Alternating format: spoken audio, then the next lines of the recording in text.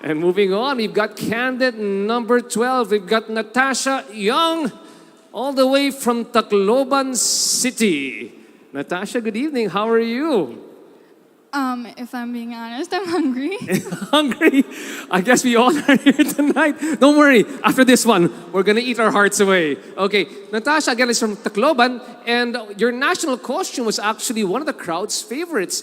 Can you tell us a bit more about the national costume that you wore, and what was your inspiration behind that costume? Well, for those people who don't know the concept of my national costume, it is actually called Taclob. It is the origin name of Tacloban, and it is also a bamboo captation for shrimp, crabs, and fish that were used by our natives before a long time ago. Thank you. Oh, thank you so much. Your dress must be just as hung. Maybe you can eat the dress later on here tonight with the crabs and the prawns and everything else. I really hope I get dessert. Thank you so much, candidate number 12, Natasha Jung.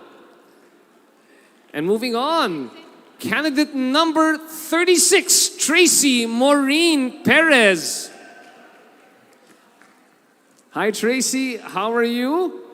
I'm good. I'm very excited for tonight. Finally, the coronation is pushed through. Yes, I'm very excited also to ask you this question because, again, you've got a very interesting background as a sales and operations specialist. But more than that one, you proudly hail from Cebu. Now, Cebu has produced so many beauty queens. What is it about Cebu or Cebuanos or the Cebuano character that produces so many beautiful women with character and with passion and purpose? Well, I think that a lot of people would agree that we Cebuanos are beautiful. In fact, all 3 Cebuanos who joined Miss World Philippines are part of the top 25. And they are right there with me. And we are doing this not just for ourselves. We do have a purpose. And knowing that we are here standing not just for ourselves, but also for our families, for our friends, despite all the setbacks, despite all the failures. I have lost a lot of battles in my life, but I always told myself that I should get back up. And even during the pandemic, I would like to bring it up that Cebu is one of the provinces and cities that has been badly hit by this pandemic, but our province and city has stood our ground and we are getting back on track. And that is what we can offer as Cebuanos. We are resilient and we continue to fight. Yeah, thank you so much. Resilient. Doesn't matter how many times you get down, it's how many times you get up again. Daghang salamat. Daghang salamat. Thank you so much. A round of applause, please. Moving on, candidate number 26, Joanne Flores. Hi, Joanne. How are you? I'm doing extremely great. That's How about fantastic you? to hear. I love that you're here right now, and I love the confidence you bring over here. And I understand, ladies and gentlemen, hindi lang siya isang scholar ng bayan, but she is a magna cum laude graduate of BS Tourism in UP Diliman. And because of that one, I want to ask you a question about the state of our hotel and tourism industry, which currently right now is in the doldrums. What would you recommend to our Department of Tourism or to our tourist people in the tourist industry working there right now? How can they get through this very trying time as they await, I guess, full vaccination? What can they do right now to keep afloat? Well, definitely this pandemic puts so many bumps in our life, especially in the tourism industry. Many lost their jobs, many companies closed, but these shall come to pass as well, just like other adversities that we experience in life. For the tourism industry, I do really think that it is already time for us to move forward and move on. We are able to adapt already to the changes that this pandemic brought upon us, and it is time that we open our doors to everyone for them to see the beauty of our country. Thank you. Thank you so much. I like that. Adapt here right now as we adjust to the new norm. Maraming salamat, Joanne Flores. Now we've got candidate number 11, Megan Campbell. You know what? You've got so many candidates here tonight who are multi-hyphenated candidates. Megan is another one of them. She is a model slash actress slash host slash certified teacher slash life skills coach. Isn't that right, Megan? Wow, oh, what a package Megan is here altogether. But Megan, here's my question for you tonight. Given all these things, what what is the most important life skill that you can teach a beauty contestant? Because you've met your other contestants, you'll meet contestants in the future.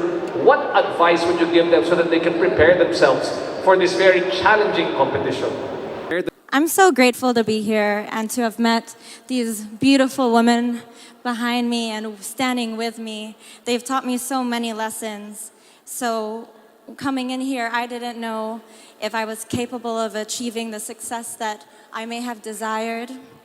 However, I realized that the experiences I've had in my life has molded me into who I am today as a woman. Good, bad, and I think that when you accept all of those memories and you are fully yourself, you're free to be yourself, unafraid, weird, goofy.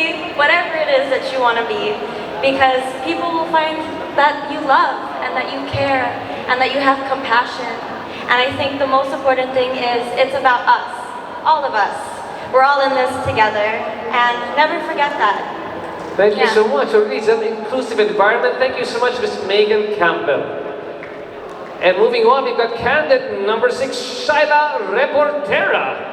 Wow, we've got another dentist and another Cebuano, proud Cebuano here as well. Now, another question, now going back to Cebu, I want to ask you another question, Shaila. You were the festival queen in Cebu. What exactly did it mean for you to become a festival queen? How did you get there? And how did that also help you prepare for this very challenging Miss World competition? That is correct, RJ. I am Shaila Rebortera. I hail from Cebu, and I was Sinulog Festival Queen 2018. Now, we all know that we are celebrating Sinulog in honor of our beloved Santo Niño, and it has taught me about my faith and devotion. And this is what I brought here with me tonight while competing at the Miss World Philippines 2021. I know that I could not be here on this stage without my devotion and my faith in Santo Niño. I would just like to share a phrase from the Bible that we can achieve anything only if we believe. And tonight, I believe I can achieve my dreams. Thank you very much. Thank you so much. God is good all the time. Thank you so much, Ms. Shaila Rebortera. Moving on quickly, candidate number 18. We have Tatyana Austria.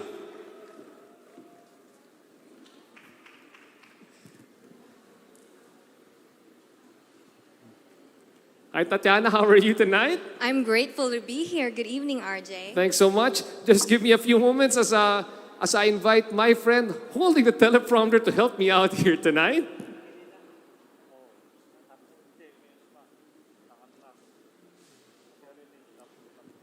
Thank you so much. Now, Tatyana, I understand. Wow, you just finished high school. I did. And when you just finished high school, let me tell you this, she didn't only just finish high school. She finished high school with flying colors. She was a consistent honor student and achieved so many things. So my question for you is right now, what do you plan to do next? Do you plan to go to college? And if you go to college, what degree do you plan to pursue and why? I'm actually in college right now. I'm taking a Bachelor of Physical Therapy in the University of Santo Tomas, and I'm enjoying it. I actually try to balance my studies and achieving my dreams. Like tonight, I am standing in this glamorous dress, grateful for my designer, grateful to be here and speak to everyone. While tomorrow I have an anatomy lecture class at 4 to 7 p.m. And I'm just incredibly blessed to have this opportunity to be here and to represent students like me who struggle during online classes but continue to fight for their dreams. Let's make the days count, everyone. Thanks so much. And there are many certified teachers you can speak to here as well. Thank if you need so any much, help. RJ. Thank you so much.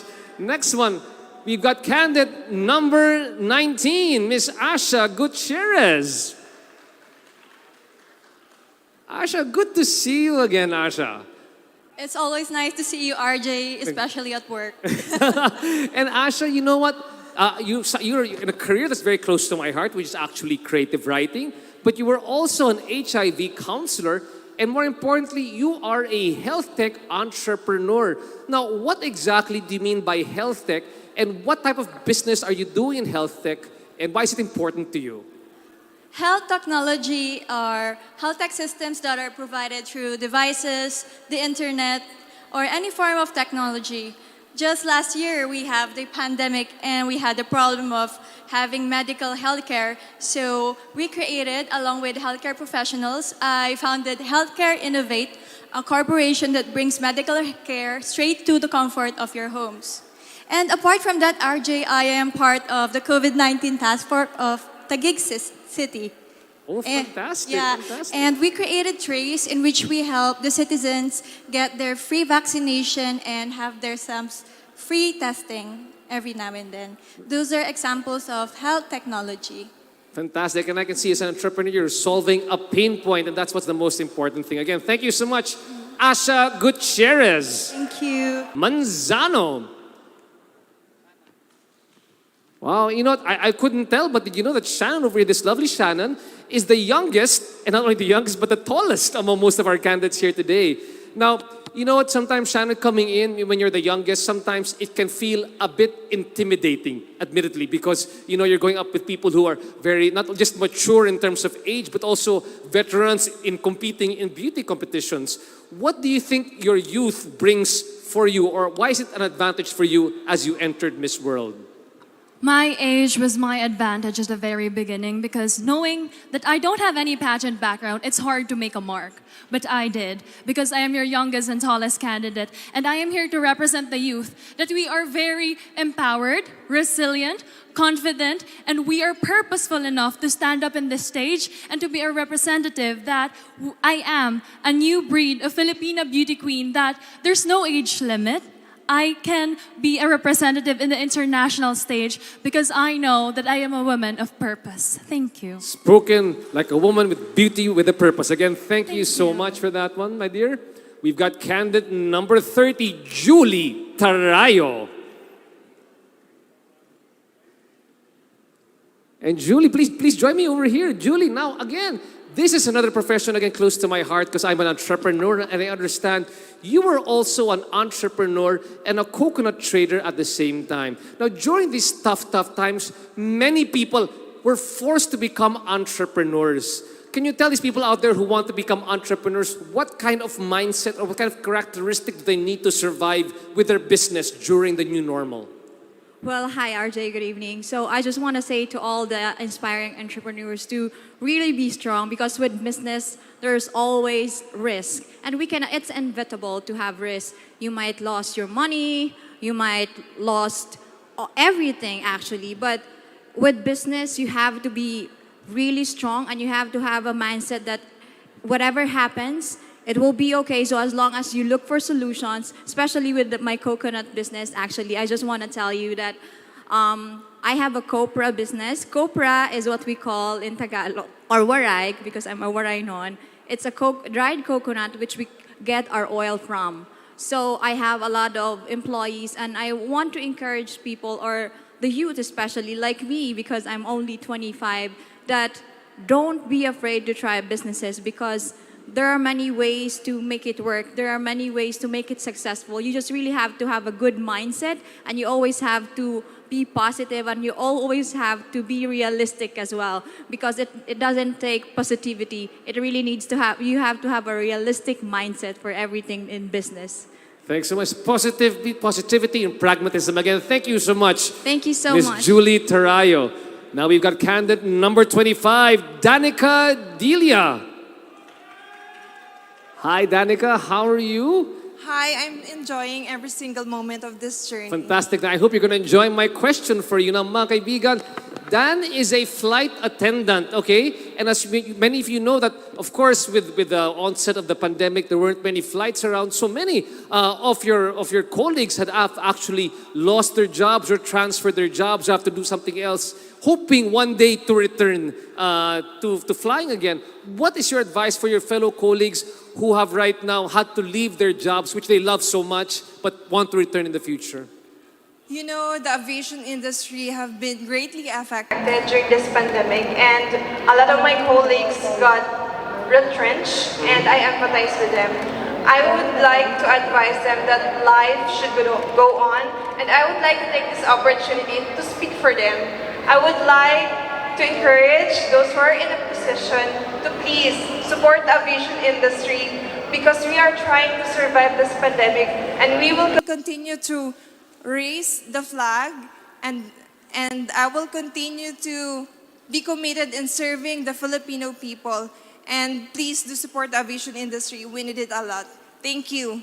Thank you so much. Let's continue to raise the flag in whatever profession that we are in. Thank you so much, my dear. Moving on to our last two candidates. We've got candidate number 4, Janelle Lewis. Janelle, good evening. Hi, good evening. Now, Janelle, I understand that you were multi-talented. You were actually a product of the talent search of GMA.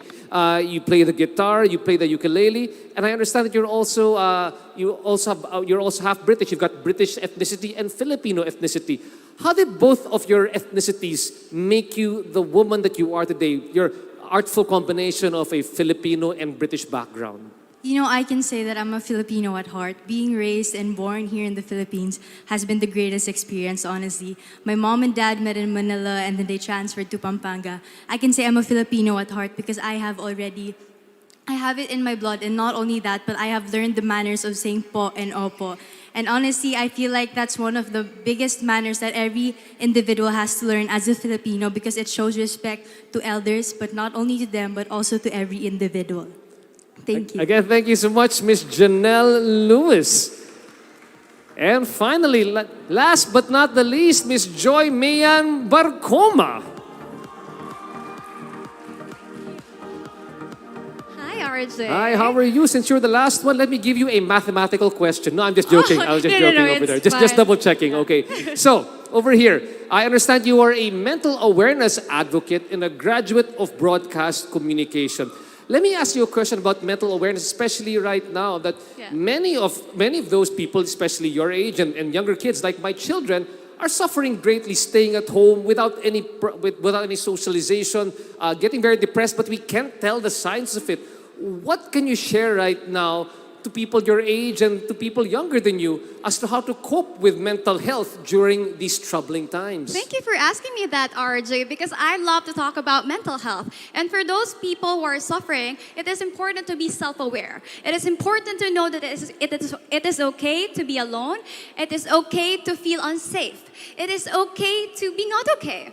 And that's all right because there are lots of people who are willing to listen to you. And you just have to know it within yourself because the change starts within you. After all, we're here not just to make a difference, but to be the difference. Thank you. Thank you so much. Be comfortable with your uncomfortability. Again, thank you so much, my dear. And let's give one more round of applause to